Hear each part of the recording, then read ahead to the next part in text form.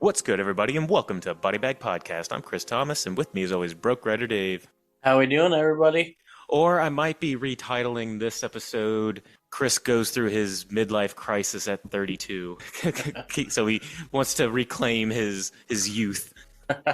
Because I wanted to do a little something different for this particular month. I wanted to kind of delve into our childhoods a little bit.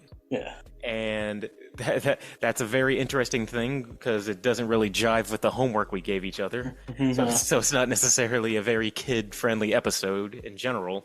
But I wanted to kick things off with Scooby-Doo on Zombie Island, which is a movie that I have a lot of fond memories of. Yeah.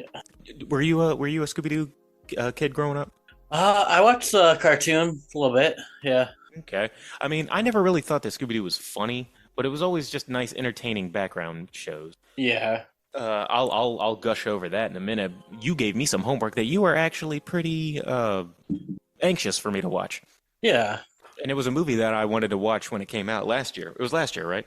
Yeah, it came out like during the spring of 2023. Yeah. And I kept saying I was going to go see it, and I never did. Yeah.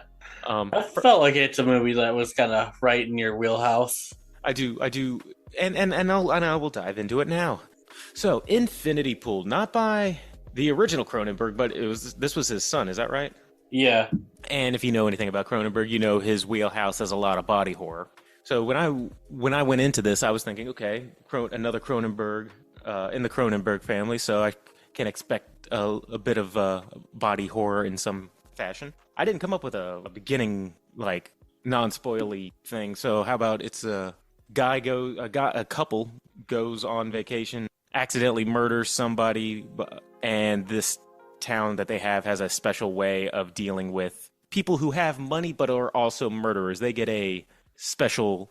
They get a free pass, basically. They get a free pass, and I'll go into that. That's just they gotta pay, but yeah, they get a free pass from punishment in terms of like they get a mulligan. All right, so let me just go over some of the names here.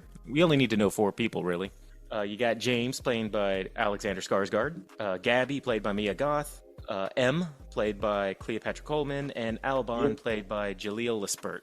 And this might have been the first Mia Goth movie. I think this was the first one I saw since X. Okay. And people gush over Mia Goth, but I haven't really seen her in too many things. It's not that I don't like her. She's just not been in my wheelhouse of movies I've watched. Okay. So this was good to see a good Mia Goth vessel. Yeah. Okay, so as I said at the beginning, you have a couple, M and James. They're on vacation to a place that I can't pronounce. It has like 2 Q's in the names and no U's. Yeah. And they befriend another couple. And at first, I immediately thought, "Oh my God, is this going to be Speak No Evil again?" 2 couples, befriend each other on a vacation. I was like, "Oh God!" Right. So for the first 20 minutes, they're just much like the Speak No Evil. They're having fun. They go out, do some drinking, having some fun. Yeah. And then it gets sexy. After a day of drinking, James goes out to pee, and this might be the first ambush hand job I've ever seen. Right. Mia Goth recognizes him. By the way, he's a writer. He's a struggling artist, and Mia Goth's character, Gabby, is it Gabby? I believe so. Yeah. Gabby, she really likes him. She's digging James's character, and he goes to take a pee, and then unbeknownst to him, he finishes his business, and Mia Goth is right behind him. Yep. Grabs him, and I put a little star next to this that just says discussion question mark. Yeah. Discussion question mark. Yeah. Talk for a second. Let me hear you. Yeah. I mean, she just comes out of nowhere, starts, Yeah, you sound great. Yeah. And I mean, she finishes him. Yeah. Like, I don't know what I would do if somebody ambushed me like that. Like, yeah. He's married. Exactly. Like, but like, she already has his anatomy in his hand. Yeah. Basically, she essays him. She essays him. Yeah. Though he doesn't say stop. No. And you see the money shot, which I didn't think they were going to show in the movie. So then they go back to the car and starts an awkward car ride home. Yeah. James is driving. Everyone's drunk though. Everybody's been drinking, and he's just driving, and the lights keep messing up, and he keeps trying to turn the lights back on, and he gets distracted, and boom, runs into. Yeah. Yeah, runs a dude over. Of all the places, you have a whole desert to drive, and you manage to hit the one person walking around. Yeah. Obviously, he's a little shook, Yeah. as anybody would be. He's like, "Holy shit! I just killed somebody." And Mia Goth and I keep calling them by their actors, and but Gabby and Albon are like, "Yo, we got to get out of here. Look, you don't want to go to prison in a place like this. They'll rape you and kill you, and you're never gonna see the outside world again. Yeah. So let's just go. Let's just leave." Yeah. So they leave. They make up some excuse to get back to the resort, Yeah. which isn't kind of like in a compound. It's like you have this nice resort, but like outside the compound, it's kind of like Rio de Janeiro in some places, where if you go to certain parts of Rio de Janeiro, it's fine, but once you go to the outskirts, it gets really shady. dangerous. Yeah. Yeah. You get back to the compound, and then next morning or a day later, like they get a knock on their door. They just want to go home. Yeah. Get the fuck out of Dodge. And they hear a knock at the door. They open up the door, and who's standing there but the authorities? Yep. Yeah, so this wasn't a let's see if we can get away with it. They get caught immediately. Yeah. They get taken to jail, and I love the interaction here because he's just talking like this is. They're like, well, you killed a person, even if it was. We have the people that you hung out with yesterday, Gabby and Albon, saying that you stole this car that you guys basically ran this guy over with. You went on a joyride, got drunk, and basically ran over a guy, and then you left. Now, bear in mind, James isn't wealthy. He was born. He married into wealth. Yeah.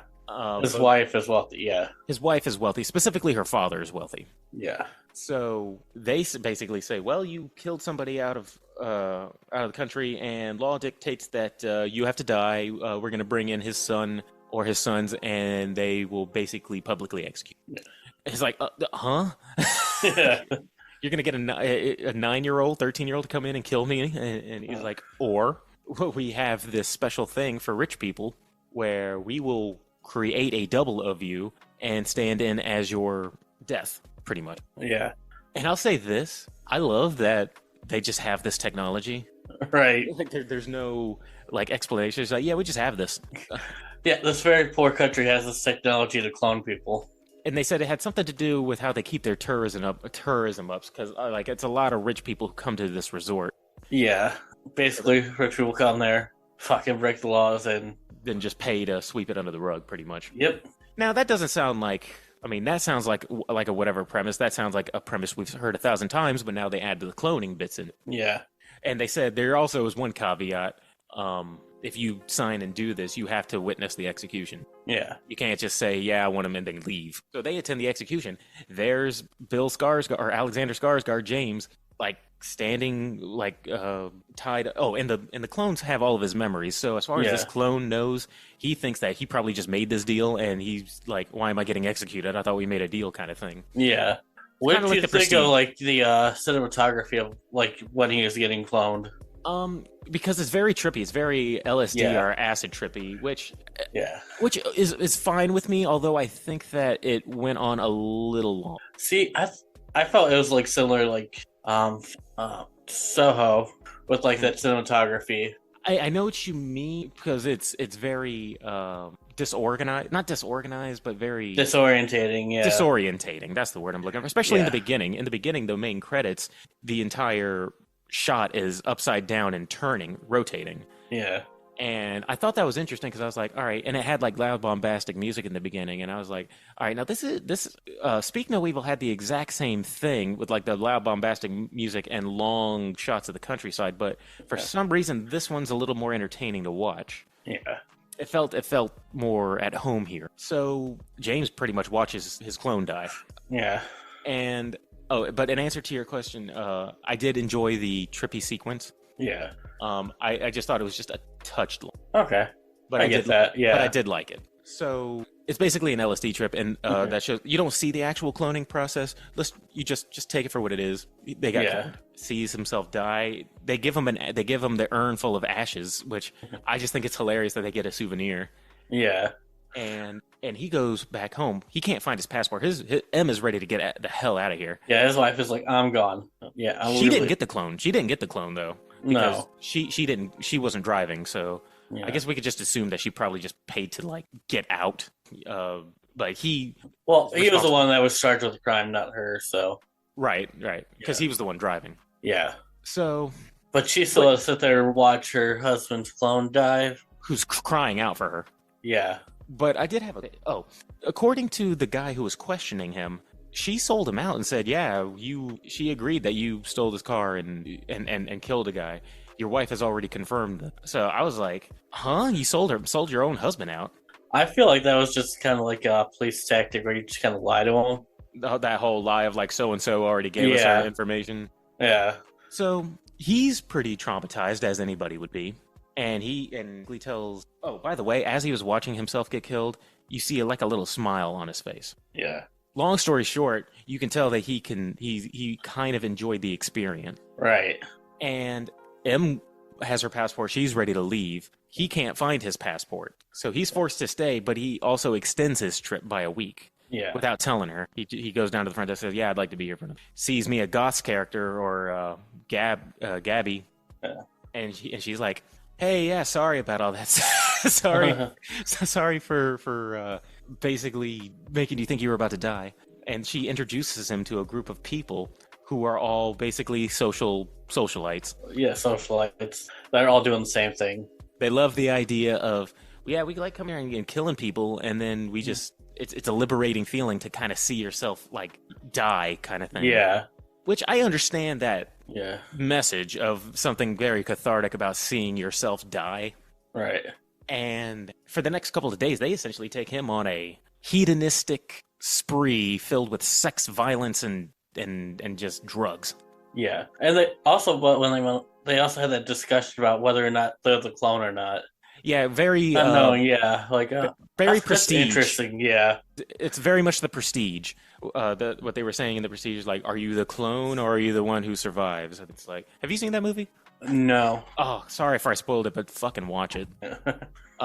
This movie is actually a lot like a lot of movies. I compared it to The Prestige. It felt a little bit like Clockwork Orange at one point. Yeah. Which that's what the trippy sequences make me think of Clockwork Orange a little.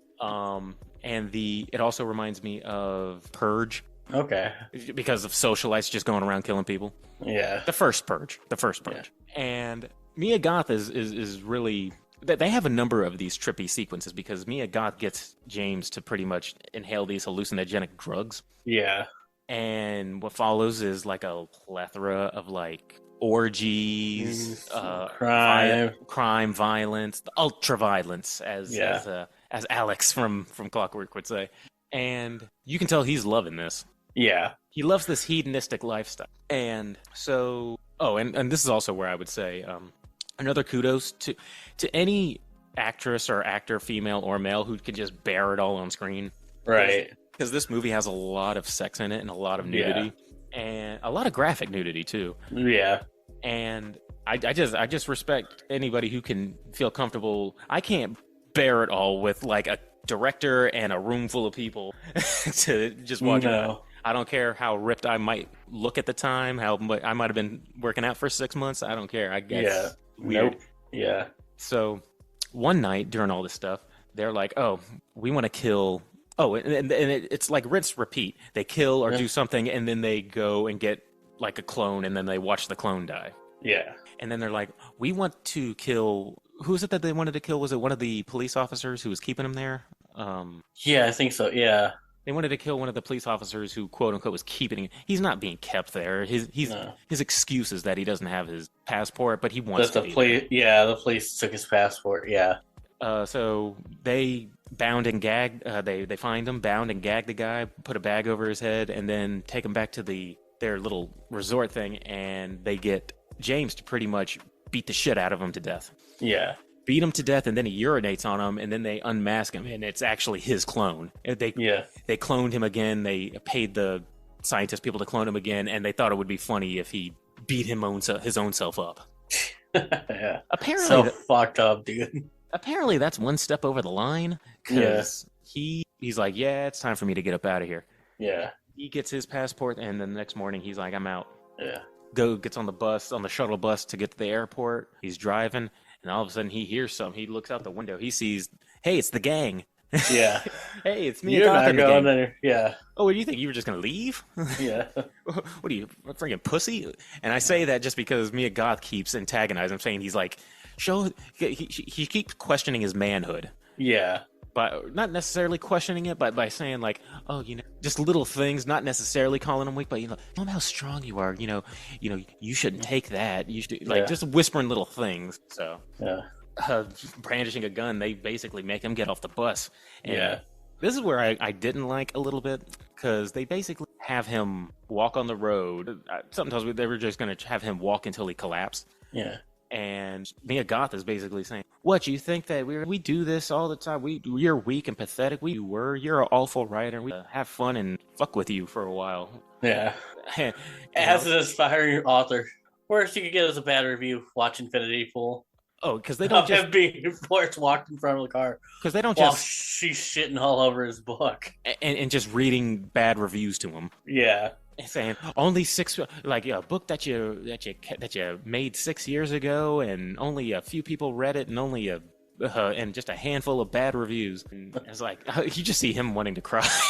Right. It's like, dude, I feel bad for you if you didn't already show that you're a piece of shit too. So right. He is very much a coward. Yeah. Because he wants to live this hedonistic lifestyle, but he has no money to pay for it. So he's basically living off of his wife initially, and then off of these socialites, or just letting him hang out.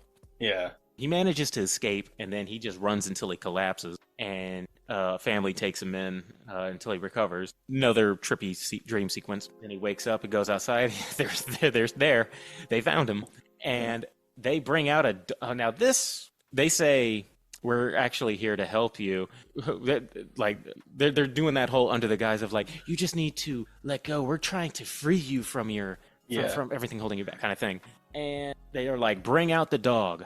And it is a fucking another clone, naked on a leash. And for the life of me, I thought that they were gonna have him have sex with his own clone. Oh God.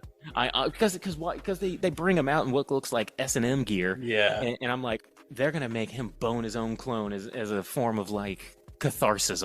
See, that would have been, if they did that, I would be like, yeah, this movie's, I can't do this. It would have been too far for me. I'm like, it would have been a little too much. Yeah. I honestly thought that's where it was going. I'm like, you can tell that without making the dude bone his own clone.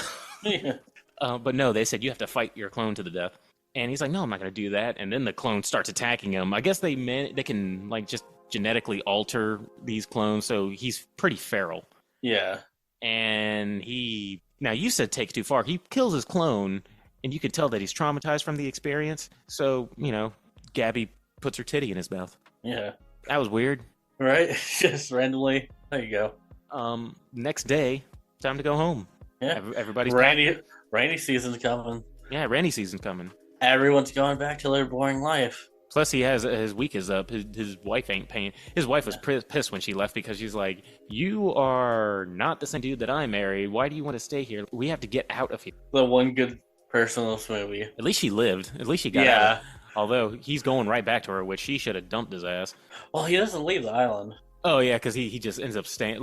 He was on the phone with her saying that he didn't want to miss the shuttle bus going, so she was willing to take him back. Yeah. But he pretty much, it ends with him just fucking staying there, and it's raining, and I guess he's just part of the island. Yeah. Waiting for tourist season to kick back up again. Right. And that's how it ends. And that's Infinity Pool. Yeah. So this was my homework. I liked it. It was a good movie. Yeah. It's weird because it was longer than Speak No Evil, but it did have a lot of long scenes like that, but I didn't feel bored. Yeah. That was the problem. There's always something. Yeah, there's always something to grab your attention going on. There's always something happening, whether it be the trippy visuals or their actual tense thing. Like when he gets arrested at the beginning, you're like, because I didn't know anything going into this. Yeah, exactly. So it's like, oh God. And I'm glad that they even brought it up, because at the very beginning, I was thinking, what if this James was the clone this whole time, and they killed the original one from the beginning? Yeah. And I was thinking that was going to be the big final act twist, but then one of the socialites kind of brought it up. I was like, oh, they knew that the audience was going to be thinking this, so they addressed it. So you're just left not knowing, so that's good. Yeah. And like I said, glad I caught this. But I got the message. The message obviously is, if you are just left to your own devices, how evil would you be?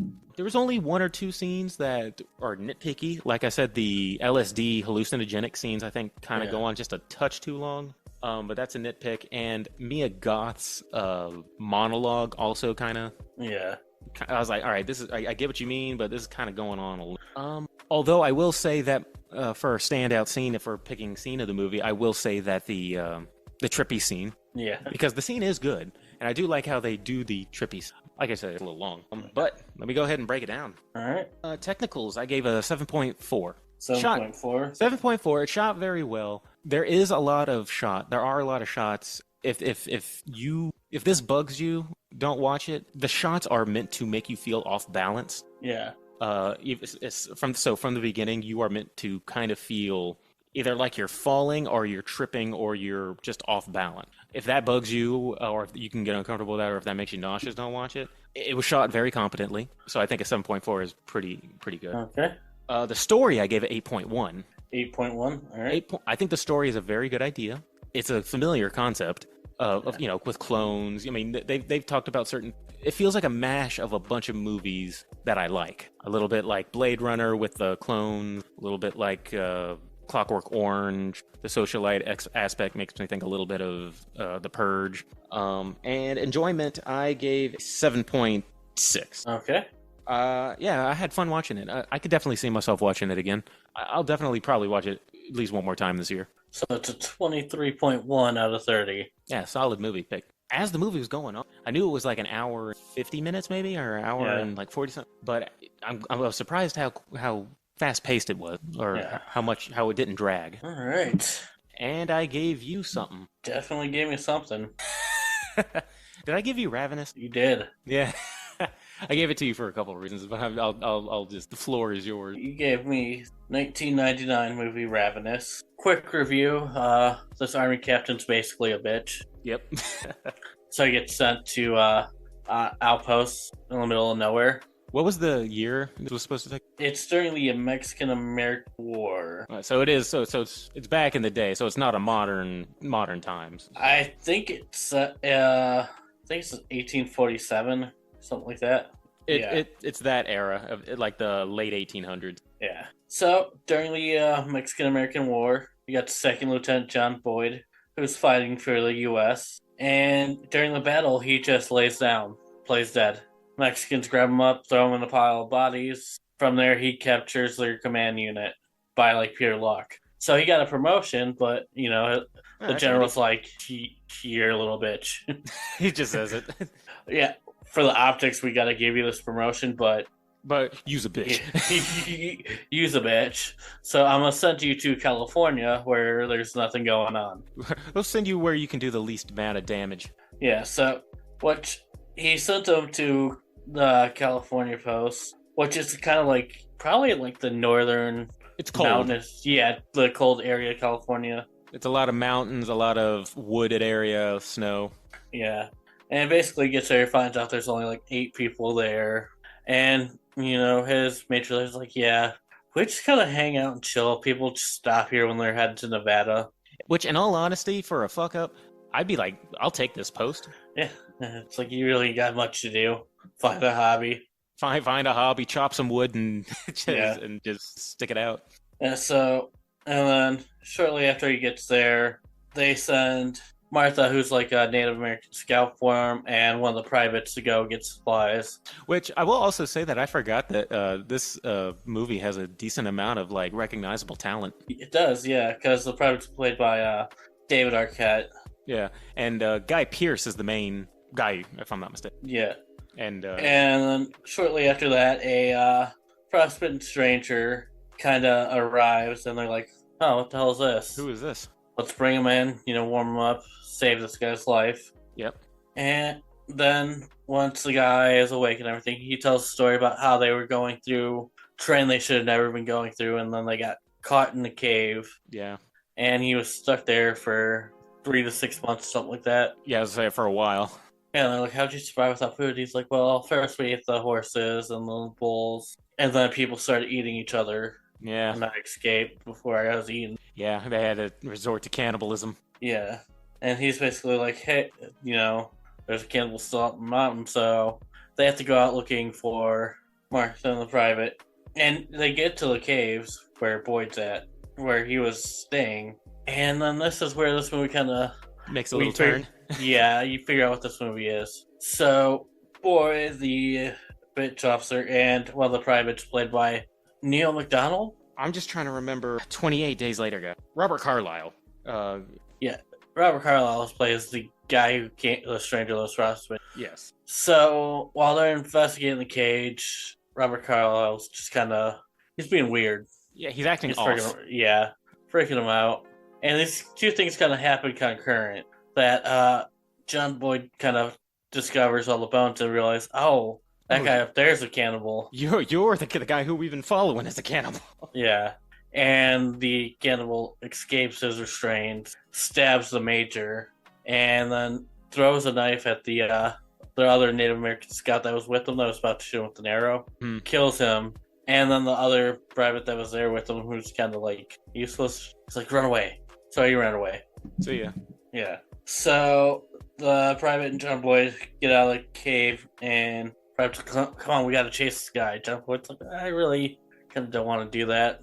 But, he ends up chasing them. And the private gets, was it a knife thrown at him, and then he falls off the cliff? Yeah, it was a knife. Yeah. And then John Boyd shoots him. And he's like, oh, alright, this is over.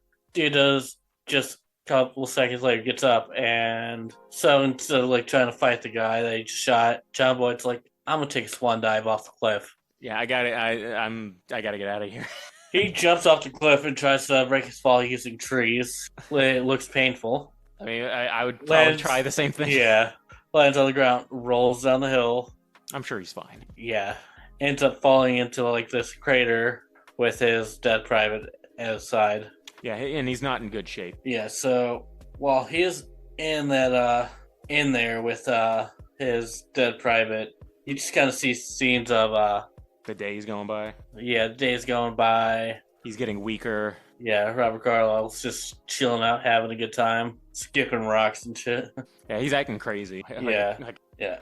And then basically, he's only left with one option. Yeah, he starts. He eats the body of the private that he's with there to stay alive. The dead private. He tries to hold out as long as he can, but he's like, I'm so weak. I have to have something to stop. Yeah. And then he makes his way out, delirious and traumatized. But stronger. Stronger, yeah. Limps his way back to camp. And I think it's also while he was in the pit, you kind of see the scene of what originally happened to him in Mexico. Is when he played dead, they stacked him in a pile of bodies, and the blood of somebody dripped into his mouth. When that happened, it gave him the courage to stand up and go. So there's yeah. So there's an actual supernatural element. Yeah, of the Wendigo, which is one of the big reasons why I wanted to recommend this, because the Wendigo is one of my favorite cryptids. And when he's there, he gets back to camp, finds General Slauson there, the guy who originally sent him, and they assign a new colonel.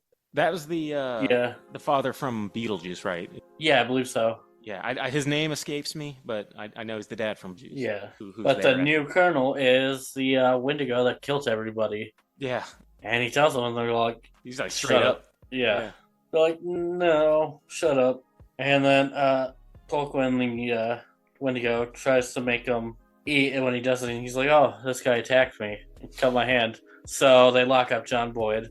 Yeah, basically framing him for everyone that's died since he's been back. Which is funny, because you just see, initially, Robert Carlyle, is his name Calhoun? Is that what yeah, it is? Calhoun. Calhoun's has been just crazy looking this whole time, and then when you see him back at the compound, he's in proper attire. Yeah. And with his hair actually combed. He's like, yeah, that guy attacked me. Yeah, and basically, Boyd eventually gives in each stew made from Knox, which is basically has human meat in it. And it's fully known now.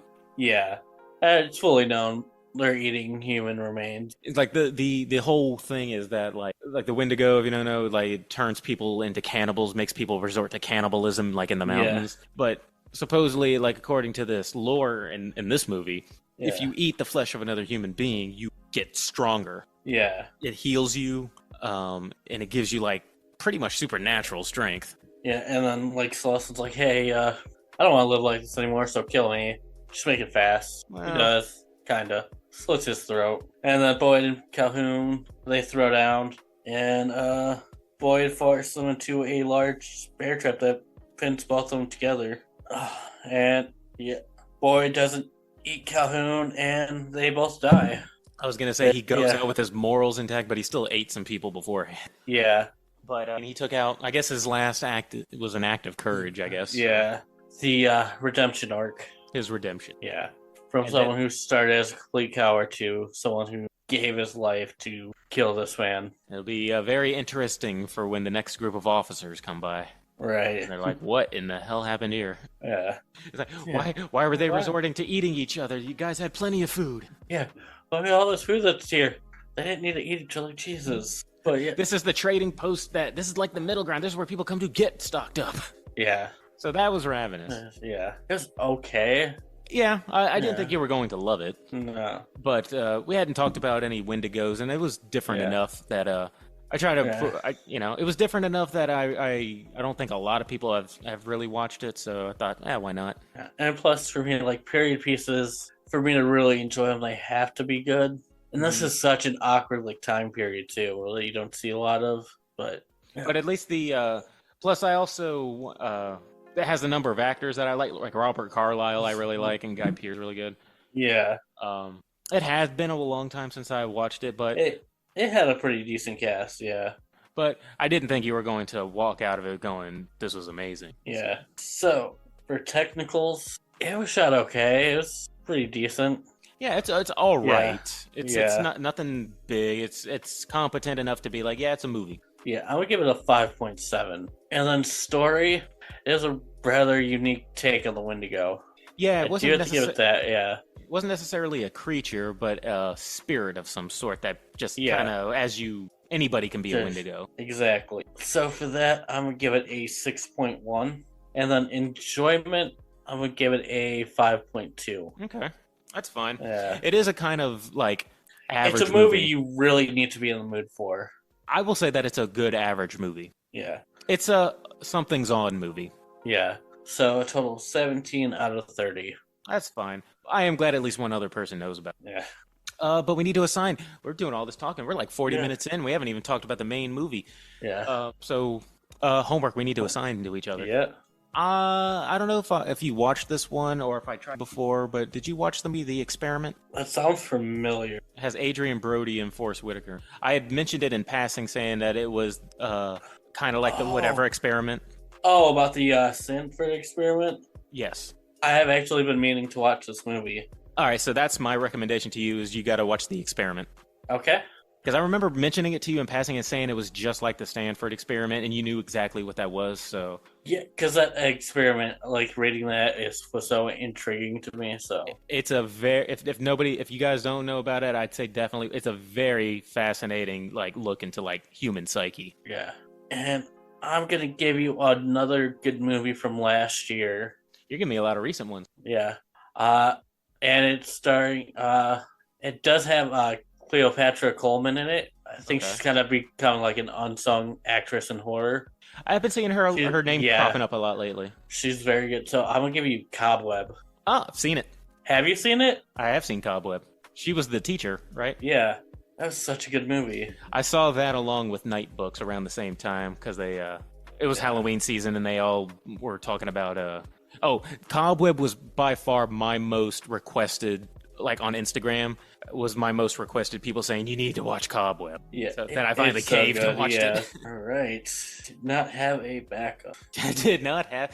Come on, man, you're a movie reviewer. Surely you have something for me. You know what? Because I know you only watched like a little bit of this movie because we never got to review it. Skinamarink again. No, so I'm gonna give you The Black Phone. Okay, that's cool.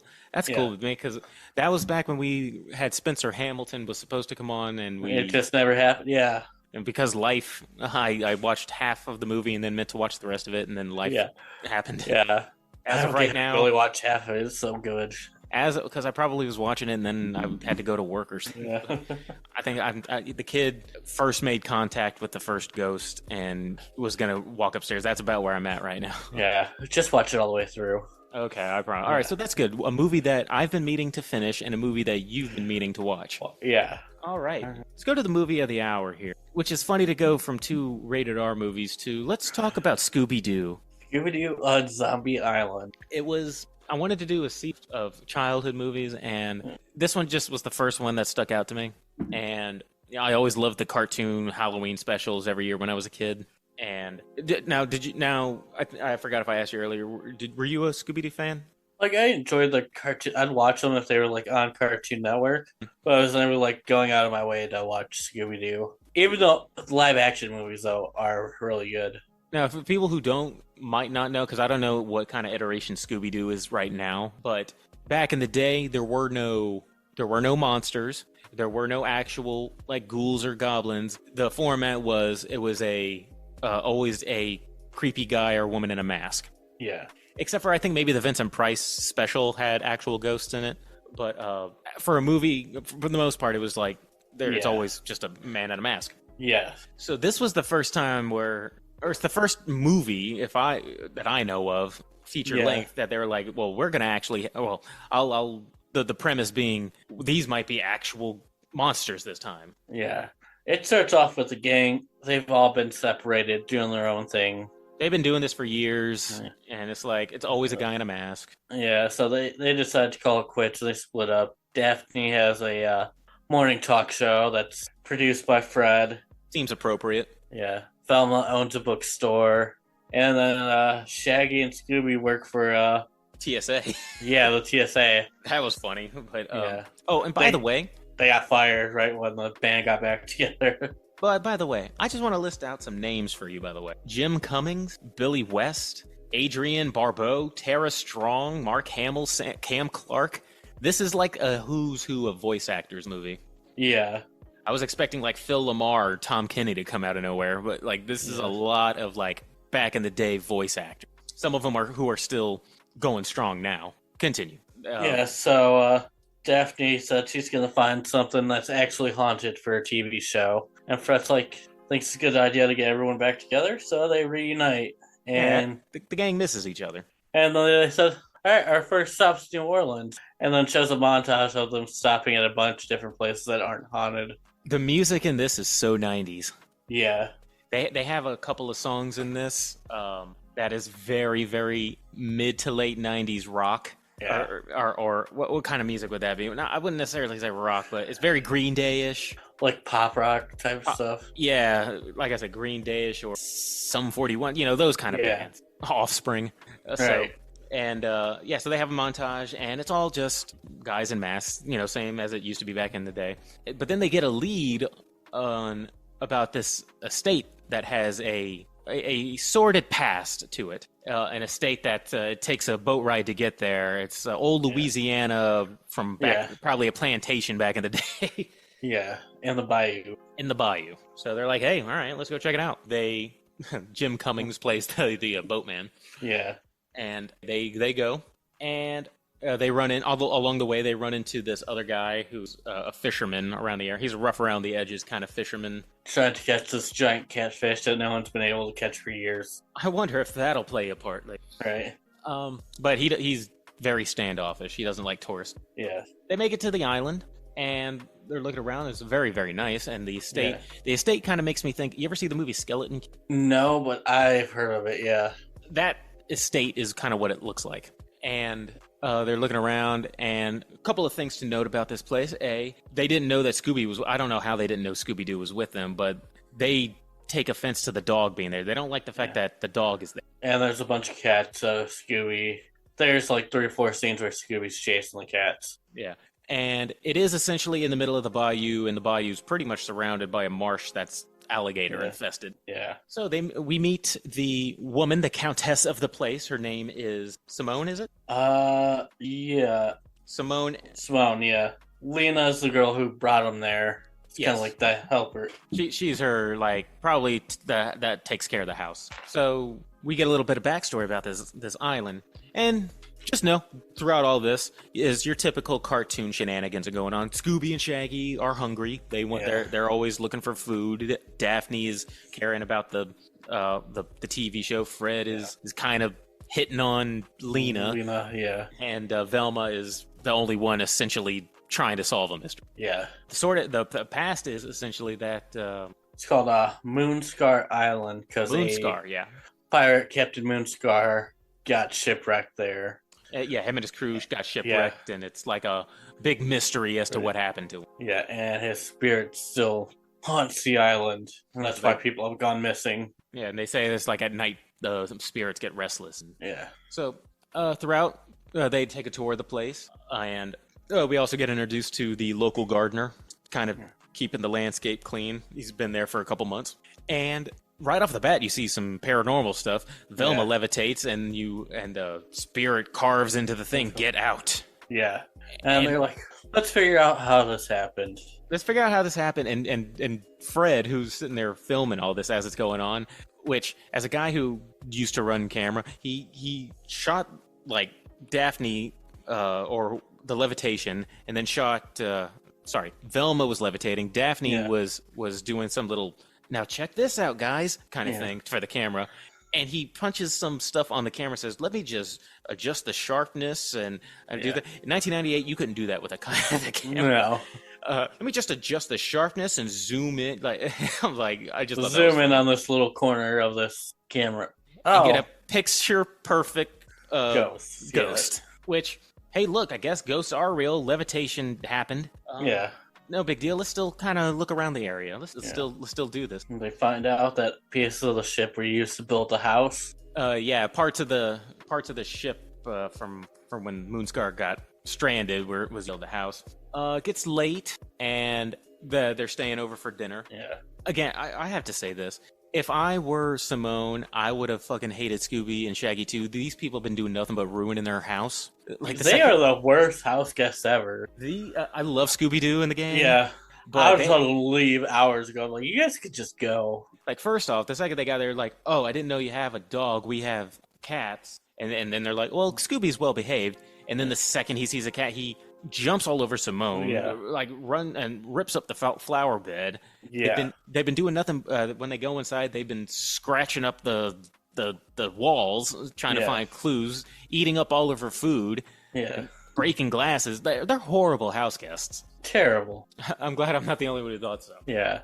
Well, it smells like Scooby. You gotta go eat somewhere else, man. You got to go eat outside, dude. Yeah. Like, you can't be in here. And every time Scooby does this, you can tell Simone getting pissed off more and more. Yeah. So Lena makes them a little crawfish boil, and they go out to the mystery machine, and they're like, well, we'll eat in here, I guess. Oh, Scooby and Shaggy.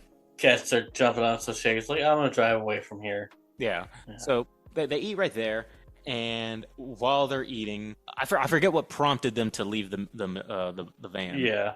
But they leave the van. And what's so funny is like it is very much like Clue because it is treated like a whodunit because they run into like the gardener at one point. Even freaking what's his face? The who's the fisherman guy? I don't remember his name. Just old salty fisherman guy. They're like old salty fisherman guy who has the voice of Mark Hamill. Yeah, and he's out there fishing too. Like everybody's out there somehow out in the middle of this bayou, and so everybody looks suspect. Yeah. And everybody looks suspect, and they're still trying to figure out, all right, I don't know exactly. Well, their whole thing is that they're trying to find out the mystery of this place. Now we start getting into where it gets serious. Yeah. Because now zombies. Well, Shaggy and Scoob, they get scared because they are easily scared, and then they fall down into this pit. And while in this pit, they're trying to get out, and it unlooses some of the dirt, and they see a skeleton hand come out, and they're like, holy shit. And shortly after that, you just see the wind pick up and this aura come in, and then the skeleton reanimates itself, and it's a zombie pirate. Time to get out of here. They book it, run into the flower guy. Bo. Bo was the name of the landscaper. Who I guess it's 11 o'clock at night. I'm just doing my midnight gardening. So he's out there, and they're like, hey, look. And of course, nobody believes it because they turn around and like, there's nobody here. It was like Fred and Velma were like, we heard screaming. Yeah. What was that? Yeah. And then Velma went to Bo. She's like, why are you out here? I think you're guilty. I'd be like, who are you? I'm going to keep my eye on you because I know you're guilty. Okay. What? All right. If you're Bo, you're like, okay, I'm pretty sure I can take you. Yeah. Okay. So now we've had spiritual stuff going on inside the place, and we've had it going on outside. Yeah. So now essentially this is a haunted island now. And so night comes along, and now the zombies are in full force. We have a big chase sequence throughout the I keep wanting to call it the jungle, but the bayou. Well, first, Fred and Daphne catch a zombie, and they're like, "This isn't real." Oh yeah. I'm gonna pull its mask off. When I pull off that, like, oh, maybe it's an animatronic. That's that's Yeah. right. They accidentally knock out a zombie that was chasing, and they're like, Yeah. oh, see, here we go. This thing ended, so let's go ahead and unmask and see who it is. Who is it? The ferryman? Who is it? Yeah. What's his face? And then Fred just basically, good thing it wasn't a real person because he just ripped that thing's head off. And, Right. And then the chase sequence starts. Then all the zombies start to come out to play, and not just pirate ghosts, but we see or pirate zombies, but we see zombies of like tourists, Yeah. and old Civil War ghosts and zombies. So it's basically zombies from generation. Yeah. When Fred drops his video camera in the quicksand. Well, I guess there goes your TV deal. Yeah. And then another '90s punk rock montage. Yeah. Or Your not punk rock. Scooby-Doo chase montage. Yeah. Terror Time was the name of that song. Yeah. That was the song that I remembered the most from my childhood, is Terror Time. Chase, shenanigans. Scooby-Doo and Shaggy tumble into a secret cave where there's some wax figurines. They're picking them up, and they're like, what is this? And they look exactly like the gang, the Scooby-Doo and the gang, or Fred, Velma, and Daphne. Yeah. They pick them up, and they're like playing with them, and elsewhere you see them start to levitate, like, well, we got voodoo now. Yeah. It's like this movie feels like they were like, all right, well, this is going to be our first Scooby-Doo movie. What's the what creature or monster should we do? Should we do zombies? Should we do ghosts? Why don't we do them all? Throw them all in there. Yeah. Why don't we throw them all in there? So now we got voodoo going on, and you want to? I feel like I've been talking a little much. You can go ahead and pick up from now. Yeah, and so then you have Lena claiming that the zombies drug Simone into a secret passageway. Why do you have a secret? Yeah, they're like, the zombies took her. We got to go down there. And they get down there, and Velma's like, "Wait a minute, you said she was dragged, but I see footprints." She walked here. Yeah, and then they're like, "Oh, we're evil." Oh yeah, by the way, we're evil with these voodoo dolls. We're gonna mess you up. And uses the voodoo dolls to throw Fred, Velma, and Daphne against the wall. Incapacitated. Yeah. So now we see our real bad guys. Yeah. And we get the true history of the island. Simone and Lena reveal themselves as werecats. Yeah, we got a little bit of what's that movie called? What's that Stephen King movie called? Where's the cat people? Oh, I have no idea. You know which one I'm talking about? I think so. Yeah. Oh, it's gonna bug the ever-loving crap out of me if I don't remember that. But anyway, yeah. So basically, explains that 200 years ago, she and Lena were part of a group of settlers that worshipped the cat god, and when Moonscar and his crew invaded the island, they chased them into the bayou where they were eaten alive by alligators. I was surprised, like, looking back, I was like, wow, that's fucking dark. Yeah. But Simone and Lena escaped. They prayed to the cat god that turned them into werecats. That was also good. Now we have cults into. Yeah, and every harvest moon, they transform and been using tours and everybody to suck out their life force to keep their immortality going. Why their cat? Well, because it's a cat god. I love just we were settlers, and by the way, we worship a cat god. All right. Okay. Okay. Here in America. Yeah. Like here in New Orleans. Early settlers in America. All right. Really, we'll roll with it. And so each harvest moon they have to basically kill to stay alive. Yeah. And again, so right now we have zombies, we have ghosts, we have voodoo, we have cults, we have werecats. Yeah. And legit people almost and legit mass murder from pirates. Yeah. So Scooby and Shaggy get chased by the zombies into the secret passage where they're at. And they're like, "Hey, Scooby and Shaggy, they're the ones that are evil, not the zombies." Apparently the zombies were trying to warn them, like with all of this get out business. They were like trying to say, "Get out of here before you suffer a fate worse than me." Yeah. And then you see Lena somehow transform into the cats. And they chase Scooby and Shaggy. They get to the ferryman. ferry Oh, where thank he God. turns into a werecat. Oh no, Jacques. Yeah. Shocker. Yeah, you need But you need in a boatman. this, yeah, the voodoo dolls that were keeping them all tied up end up within reach, so They get loose. the gang can now escape. And they save Scooby and Shaggy right as Simone and Lena are sucking their life force out. And they manage to. So you have the zombie. It's all just a matter of time. Yeah. They're trying to wait for midnight to pass, and then the curse is pretty much broken. Yeah. If they don't have anybody dead, so yeah. Although one must have to wonder, because at this point the zombies are pretty much helping Scooby-Doo and them by trying to just bide them time, pretty much. Yeah.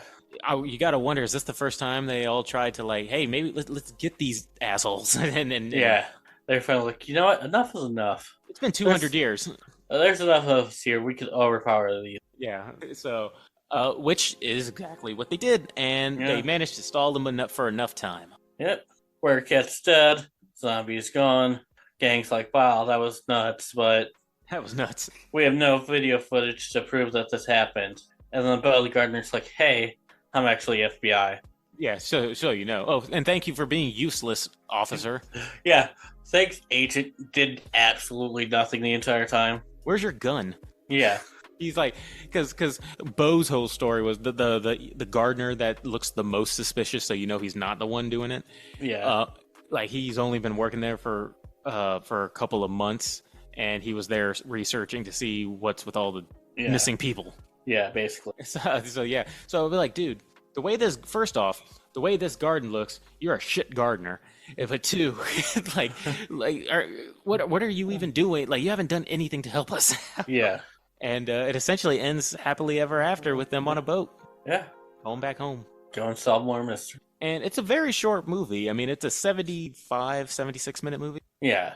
You gotta think this probably aired on Cartoon Network with commercials, so it's probably 2 hours on Cartoon Network. It's probably 2 hours. This initially, from what I saw, was going to be a theatrical release, but it was around the time in 1998, 99 when home video movies were starting to get a lot more popular. So this ended up being direct to video.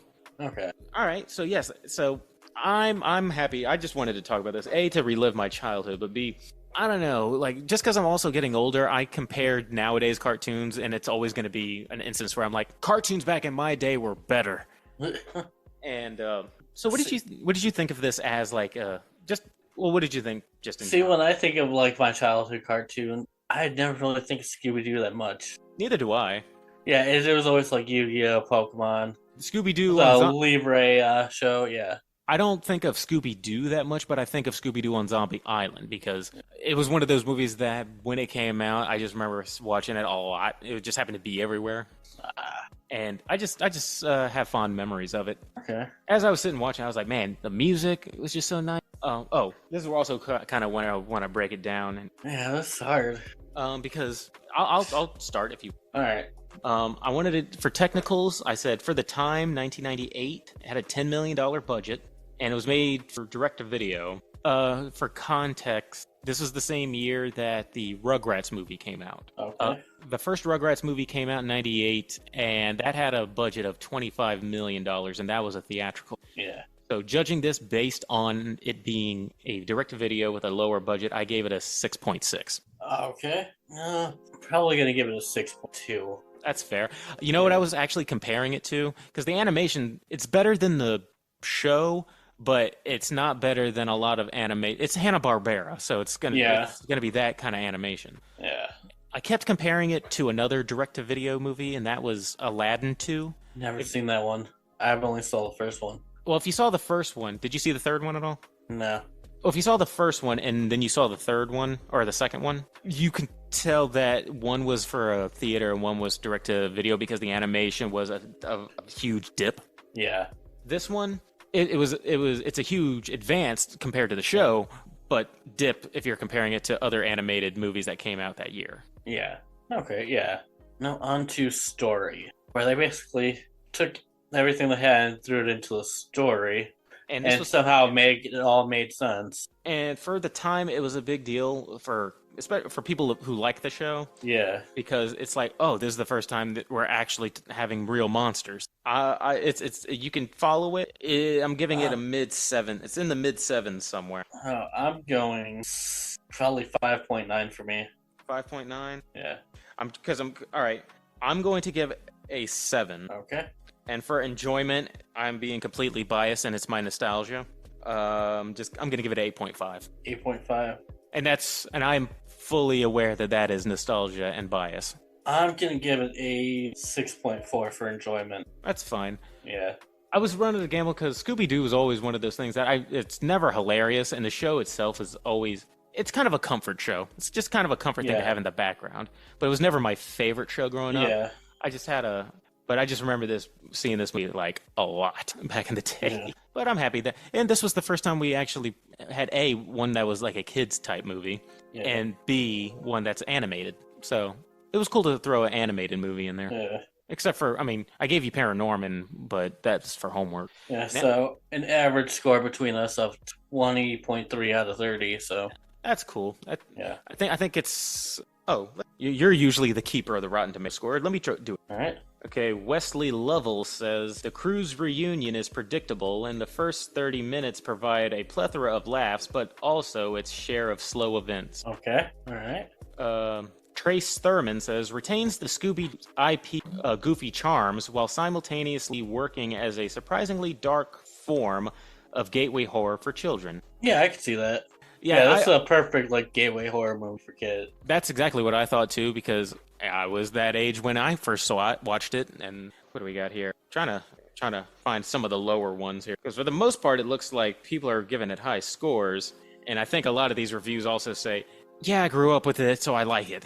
Yeah. For the most part, though, these ratings seem to be high to middle. Yeah. So 60, so a 20-something out of 30 is kind of perfect. Yeah. But I'm kind of interested now in your child. Let us talk about your childhood. See, my childhood is, by the time I was 5 or 6, I was already watching Halloween, Friday the 13th.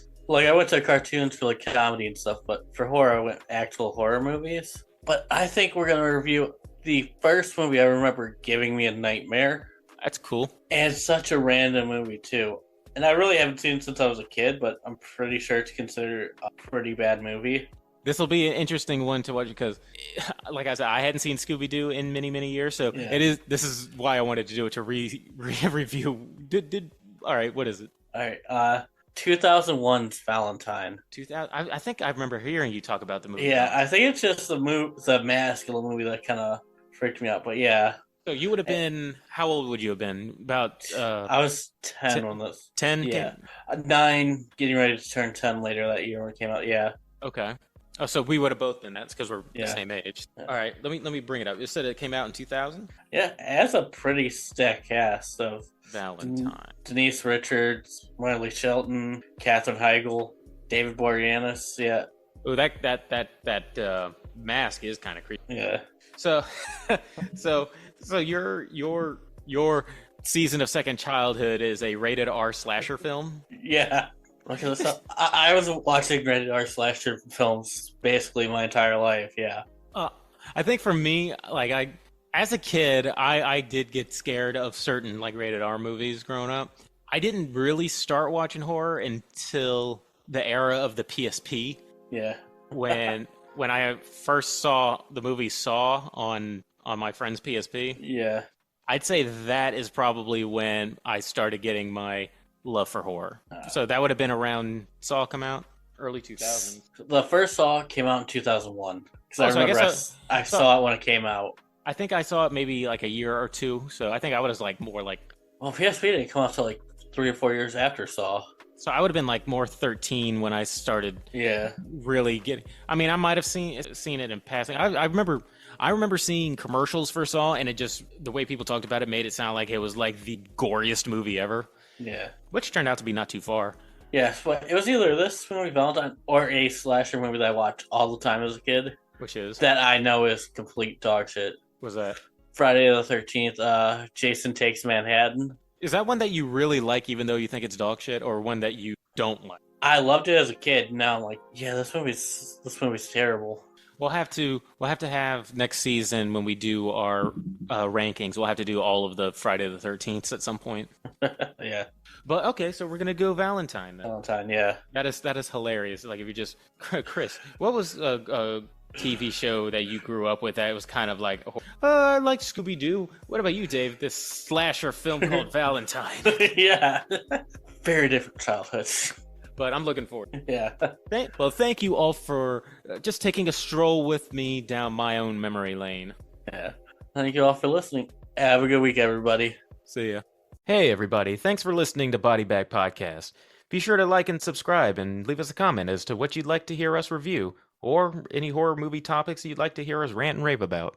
And while you're at it, you can find us on Twitter at BodyBagPod and on Instagram at BodyBagPodcast. Thanks, and we'll see you next time.